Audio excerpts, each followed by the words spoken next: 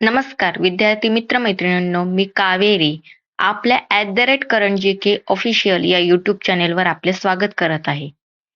आपल्या या यूट्यूब चॅनेलवर फक्त करंट अफेअर्सचे नवनवीन माहितीचे म्हणजे चालू घडामोडीच्या टॉपिकवरचे शॉर्ट्स आणि व्हिडिओ अपलोड करत होत असतात.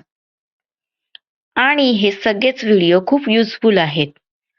कारण आजच्या एमपीएससी गट क च्या एक्झाममध्ये आपल्या या चॅनेलवर अपलोड केलेल्या करंट अफेअर्सच्या माहितीवर क्वेश्चन विचारले गेले होते. आता इथे माझा ॲटलिस्ट 10% तरी उद्देश सफल झाला, की मी जे व्हिडिओ अपलोड केलेले आहेत त्यावर प्रश्न विचारले गेलेले आहेत. ज्यांनी या चॅनेलवरचे शॉर्ट्स आणि व्हिडिओ अभ्यासले असतील त्यांना नक्कीच याचा फायदा झाला असेल. आजच्या या व्हिडिओमध्ये असेच करंट अफेअर्सचे खूप महत्त्वाचे असे 30 क्वेश्चन घेतलेले आहेत. व्हेरी इम्पॉर्टंट असे क्वेश्चन आहेत. चला आजच्या व्हिडिओला आपण सुरुवात करूया. Welcome to my channel @Karanji official. Please subscribe my channel. Video आवडल्यास लाईक, शेअर आणि कमेंट्स करा. प्रश्न क्रमांक 1. मिझोरममध्ये शोधण्यात आलेल्या कॅलामरिया मिझोरमेन्सिस ही कोणत्या प्राण्याची नवीन प्रजाती आहे? ऑप्शन ए पाल, बी फुलपाखरू, सी बेडूक, डी साप. या प्रश्नाचं बरोबर उत्तर आहे डी साप. कॅलामरिया मिझोरमेन्सिस ही रेड स्नेक या प्रकारातील सापाची एक नवीन बिनविषारी प्रजाती आहे. प्रश्न क्रमांक 2. भारताने चिनी व्यावसायिकांसाठी कोणता नवीन ई-व्हिसा प्रकार सुरू केला आहे? Option A EI-5, B EB-4, C EB-1, D ET-2. या प्रश्नाचं बरोबर उत्तर आहे बी EB-4 म्हणजेच बी म्हणजे बिझनेस आणि 4 चिनी व्यावसायिकांसाठी म्हणजे व्यावसायिक असल्यामुळे तिथं बिझनेससाठीचा जो विजा प्रकार आहे तो EB-4. भारत सरकारने चिनी उद्योजक आणि तंत्रज्ञानाच्या सुलभ प्रवासासाठी EB-4 हा नवीन बिझनेस विजा प्रकार सुरू केला आहे. प्रश्न क्रमांक 3. बँक ऑफ बडोदाच्या अहवालानुसार आर्थिक वर्ष 2026 मध्ये सर्वाधिक गुंतवणूक आकर्षित करणाऱ्या राज्यांमध्ये महाराष्ट्राचा कितवा क्रमांक लागतो? ऑप्शन ए दुसरा, बी पहिला, सी पाचवा, डी तिसरा. या प्रश्नाचं बरोबर उत्तर आहे डी तिसरा. महाराष्ट्र 12.8% गुंतवणुकीसह या यादीत तिसऱ्या स्थानी आहे. प्रश्न क्रमांक 4. तमिळनाडू सरकारने सरकारी कर्मचाऱ्यांसाठी कोणती नवीन पेन्शन योजना जाहीर केली आहे? Option A Kalaignar pension scheme, B TAPS Tamil Nadu assured pension scheme, C TN retire safe, D OPS plus. या प्रश्नाचं बरोबर उत्तर आहे B TAPS Tamil Nadu assured pension scheme. TAPS योजनेअंतर्गत कर्मचाऱ्यांना त्यांच्या शेवटच्या पगाराच्या 50% पेन्शनची खात्री देण्यात आली आहे. प्रश्न क्रमांक 5. भारतीय अंतराळ संशोधन संस्थेने नुकतेच कोणत्या मानवरहित मोहिमेची यशस्वी चाचणी केली आहे? A Chandrayaan 4, B Gaganyaan TVD-1, C Mangalyaan 2, D Aditya L1. या प्रश्नाचं बरोबर उत्तर आहे बी गगनयान TVD-1. भारतीय अंतराळ संशोधन संस्थेने इस्रोने नुकतेच गगनयान TVD-1 मानवरहित मोहिमेची यशस्वी चाचणी केली आहे. प्रश्न क्रमांक 6. भारताच्या संसदेने मंजूर केलेल्या नारी शक्ती वंदन अधिनियमानुसार लोकसभेत महिलांना किती टक्के आरक्षण दिले जाणार आहे?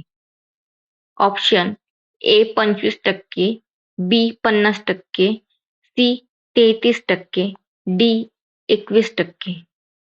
या प्रश्नाचं बरोबर उत्तर आहे सी 33%. भारताच्या संसदेने मंजूर केलेल्या नारी शक्ती वंदन अधिनियमानुसार लोकसभेत महिलांना 33% आरक्षण दिले जाणार आहे. प्रश्न क्रमांक 7. भारताने कोणत्या देशासोबत अलीकडेच ग्रीन हायड्रोजन प्रकल्पासाठी मोठा करार केला आहे? Option A Germany, B Japan, C America, D Russia. या प्रश्नाचं बरोबर उत्तर आहे ए जर्मनी. भारताने जर्मनी देशासोबत ग्रीन हायड्रोजन प्रकल्पासाठी मोठा करार केला आहे. प्रश्न क्रमांक 8. कोप 29 ही हवामान बदल परिषद 2025च्या अखेरीस कोठे पार पडली? Option A Dubai UAE, B Baku Azerbaijan, C Navi Delhi Bharat, D Paris France. या प्रश्नाचं बरोबर उत्तर आहे बी बाकू अझरबैजान. कोप 29 ही हवामान बदल परिषद 2025च्या अखेरीस बाकू अझरबैजान येथे पार पडली. प्रश्न क्रमांक 9. नुकताच पार पडलेला अर्जुन पुरस्कार 2025 खालीलपैकी कोणत्या क्रिकेटपटूला देण्यात आला? ए शुभमन गिल, बी मोहम्मद शमी, सी स्मृती मानधना, डी रोहित शर्मा. या प्रश्नाचं बरोबर उत्तर आहे बी मोहम्मद शमी. अर्जुन पुरस्कार 2025 मोहम्मद शमी या क्रिकेटपटूला देण्यात आला. प्रश्न क्रमांक 10. इस्रोच्या कोणत्या मोहिमेमुळे चंद्राच्या दक्षिण ध्रुवावर पाण्याचे अस्तित्व शोधण्यास मदत झाली आहे? A Chandrayaan 1, B Chandrayaan 2, C Chandrayaan 3, D Mangalyaan. या प्रश्नाचं बरोबर उत्तर आहे सी चंद्रयान 3. प्रश्न क्रमांक 11. ग्रीन हायड्रोजन म्हणजे काय? ऑप्शन ए कोळशापासून बनवलेला हायड्रोजन, बी नैसर्गिक वायूपासून तयार केलेला हायड्रोजन, सी सौर किंवा पवन ऊर्जेचा वापर करून पाण्याचे विद्युत अपघटन करून मिळवलेला हायड्रोजन आणि डी झाडांपासून मिळवलेला हायड्रोजन. या प्रश्नाचं बरोबर उत्तर आहे सी सौर किंवा पवन ऊर्जेचा वापर करून पाण्याचे विद्युत अपघटन करून मिळवलेला हायड्रोजन. प्रश्न क्रमांक 12. संयुक्त राष्ट्रसंघाने 2026 हे वर्ष खालीलपैकी कोणते वर्ष म्हणून घोषित केले आहे? ए आंतरराष्ट्रीय भरडधान्य वर्ष, बी आंतरराष्ट्रीय कुरण आणि पशुपालक वर्ष, सी आंतरराष्ट्रीय जलसहकार्य वर्ष, डी आंतरराष्ट्रीय शांतता वर्ष. या प्रश्नाचं बरोबर उत्तर आहे बी आंतरराष्ट्रीय कुरण आणि पशुपालक वर्ष. संयुक्त राष्ट्रसंघाने 2026 हे वर्ष आंतरराष्ट्रीय कुरण आणि पशुपालक वर्ष म्हणून घोषित केले आहे. प्रश्न क्रमांक 13. भारतातील पहिल्या AI शहराची निर्मिती कोणत्या राज्यात केली जात आहे? Option A Maharashtra, B Karnataka, C Uttar Pradesh Lucknow, D Telangana. या प्रश्नाचं बरोबर उत्तर आहे सी उत्तर प्रदेश लखनौ. भारतातील पहिल्या AI शहराची निर्मिती उत्तर प्रदेशमधील लखनौ शहरात केली जात आहे. प्रश्न क्रमांक 14.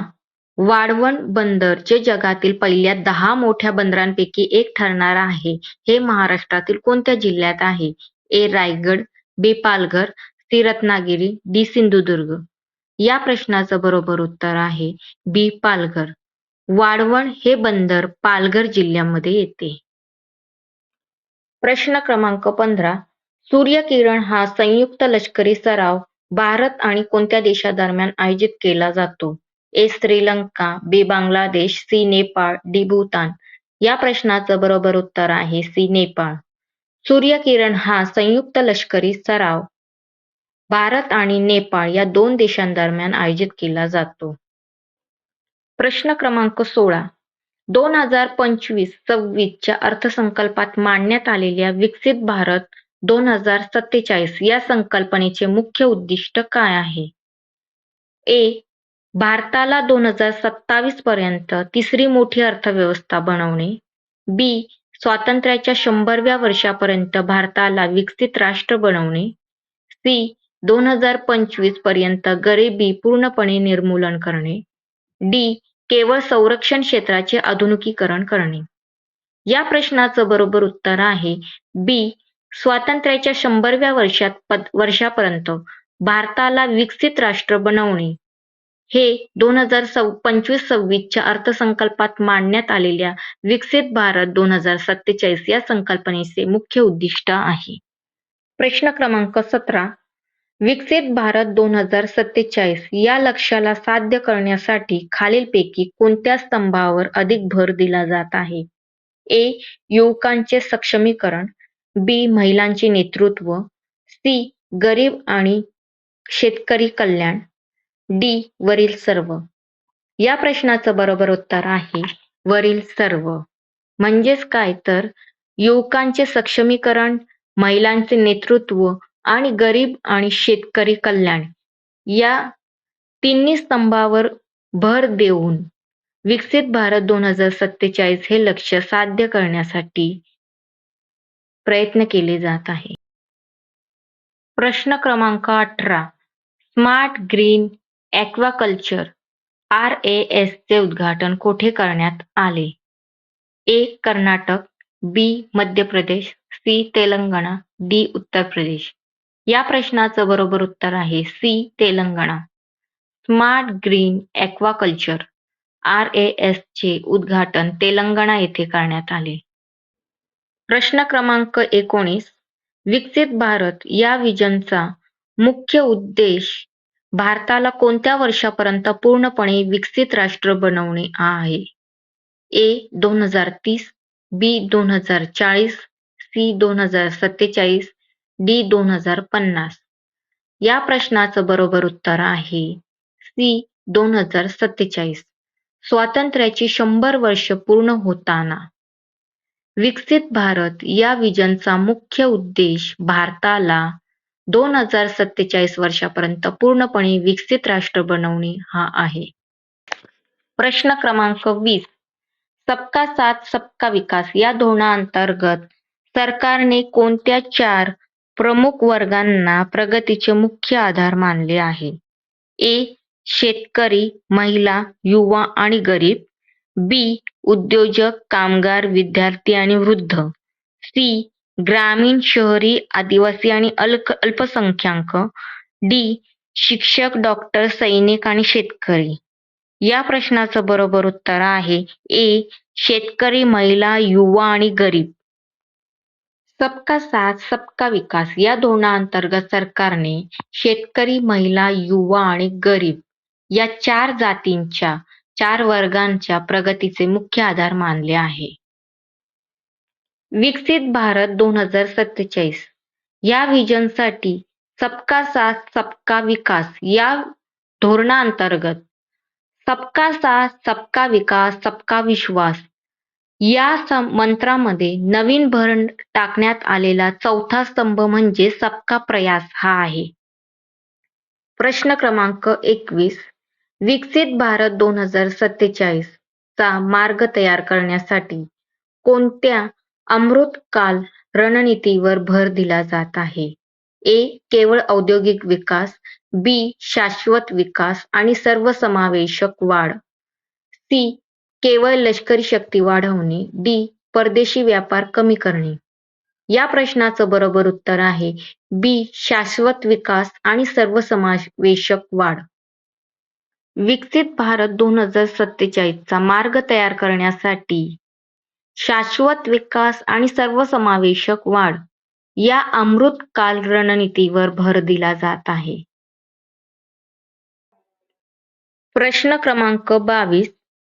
सबका साथ सबका विकास या अंतर्गत राबवल्या जाणाऱ्या ॲस्पिरेशनल डिस्ट्रिक्ट प्रोग्रामचा मुख्य उद्देश काय आहे? ए. फक्त मेट्रो शहरांचा विकास करणे. बी. मागासलेल्या जिल्ह्यांचा जलद विकास करून त्यांना मुख्य प्रवाहात आणणे. सी. नवीन विमानतळ बांधणे. डी. परदेशी कंपन्यांना आमंत्रित करणे. या प्रश्नाचं बरोबर उत्तर आहे बी. मागासलेल्या जिल्ह्यांचा जलद विकास करून त्यांना मुख्य प्रवाहात आणणे. सबका साथ सबका विकास या अंतर्गत राबवल्या जाणाऱ्या ॲस्पिरेशनल डिस्ट्रिक्ट प्रोग्रामचा मुख्य उद्देश मागासलेल्या जिल्ह्यांचा जलद विकास करून त्यांना मुख्य प्रवाहात आणणे हा होय. प्रश्न क्रमांक 23. भारताच्या G20 अध्यक्षपदाचे अधिकृत घोषवाक्य काय होते? ए. सत्यमेव जयते. बी. अतिथी देवो भव. सी. वसुधैव कुटुंबम. डी. जय जवान जय किसान. या प्रश्नाचं बरोबर उत्तर आहे सी. वसुधैव कुटुंबम. वसुधैव कुटुंबम हे प्राचीन संस्कृत वाक्य असून याचा अर्थ संपूर्ण जग एक कुटुंब आहे असा होतो, जे भारताच्या अध्यक्षपदाचे मुख्य ब्रीदवाक्य होते. प्रश्न क्रमांक 24. भारताच्या G20 लोगोमध्ये वसुधैव कुटुंबम सोबत कोणत्या फुलाचे चित्र वापरण्यात आले होते? ए. गुलाब. बी. सूर्यफूल. सी. कमळ. डी. जास्वंद. या प्रश्नाचं बरोबर उत्तर आहे सी. कमळ. कमळ हे भारताचे राष्ट्रीय फूल असून ते पृथ्वीच्या चिन्हासोबत या लोगोमध्ये आशा आणि प्रगतीचे प्रतीक म्हणून वापरले गेले होते. प्रश्न क्रमांक 25. नवी दिल्ली घोषणापत्रात डिजिटल पब्लिक इन्फ्रास्ट्रक्चर वर भर दिला गेला. यात भारताच्या कोणत्या तंत्रज्ञानाचा समावेश सबका साथ या संकल्पनेसाठी केला जातो? ए. फक्त 5G तंत्रज्ञान. बी. केवळ खाजगी बँकिंग ॲप्स. सी. परदेशी social media platform. D. India stock आणि UPI. या प्रश्नाचं बरोबर उत्तर आहे डी. इंडिया स्टॅक आणि UPI. UPI आणि आधार सारख्या तंत्रज्ञानामुळे आर्थिक समावेशन सुलभ झाले आहे, जे भारताने जगासमोर आदर्श म्हणून ठेवले. प्रश्न क्रमांक 26. जगातील सर्वात मोठा तांदूळ उत्पादक देश कोणता बनला आहे? ए. चीन. B. Bharat. C. Indonesia. D. Myanmar. या प्रश्नाचं बरोबर उत्तर आहे बी. भारत. जगातील सर्वात मोठा तांदूळ उत्पादक देश भारत बनला आहे. प्रश्न क्रमांक 27. 44वी ज्युनियर राष्ट्रीय खो खो चॅम्पियनशिप कोणी जिंकली? ए. महाराष्ट्र. बी. तेलंगणा. सी. कर्नाटक. डी. गुजरात. या प्रश्नाचं बरोबर उत्तर आहे सी. कर्नाटक. 44वी ज्युनियर राष्ट्रीय खो खो चॅम्पियनशिप कर्नाटक या राज्याने जिंकली. प्रश्न क्रमांक 28. राष्ट्रीय पक्षी दिवस दरवर्षी कोणत्या दिवशी साजरा केला जातो? ए. 5 जानेवारी. बी. 31 डिसेंबर. सी. 22 नोव्हेंबर. डी. 21 जानेवारी. या प्रश्नाचं बरोबर उत्तर आहे ए. 5 जानेवारी. राष्ट्रीय पक्षी दिवस 5 जानेवारी या दिवशी साजरा केला जातो. प्रश्न क्रमांक 29. 72व्या राष्ट्रीय व्हॉलीबॉल स्पर्धेचे उद्घाटन कोठे झाले? ए. लखनौ. बी. वाराणसी. सी. अहमदाबाद. डी. मुंबई. या प्रश्नाचं बरोबर उत्तर आहे बी. वाराणसी. 72व्या राष्ट्रीय व्हॉलीबॉल स्पर्धेचे उद्घाटन वाराणसी येथे झाले. प्रश्न क्रमांक 30. पश्चिम बंगालच्या पहिल्या महिला मुख्य सचिव म्हणून कोणाची नियुक्ती करण्यात आली आहे? ए. सोनल गोयल. बी. नंदिनी चक्रवर्ती. सी. अनिता देसाई. डी. नंदिनी गोयल. या प्रश्नाचं बरोबर उत्तर आहे बी. नंदिनी चक्रवर्ती. पश्चिम बंगालच्या पहिल्या महिला मुख्य सचिव म्हणून नंदिनी चक्रवर्ती यांची नियुक्ती करण्यात आली. ओके, आता आपण इथं थांबूया. आजचे आपले व्हेरी इम्पॉर्टंट असे 30 क्वेश्चन झालेले आहेत. पुन्हा भेटूया नवीन व्हिडिओमध्ये नवीन 30 प्रश्न घेऊन. तोपर्यंत अभ्यास करा आणि या चॅनेलला सबस्क्राईब करा, लाईक करा, शेअर करा. धन्यवाद.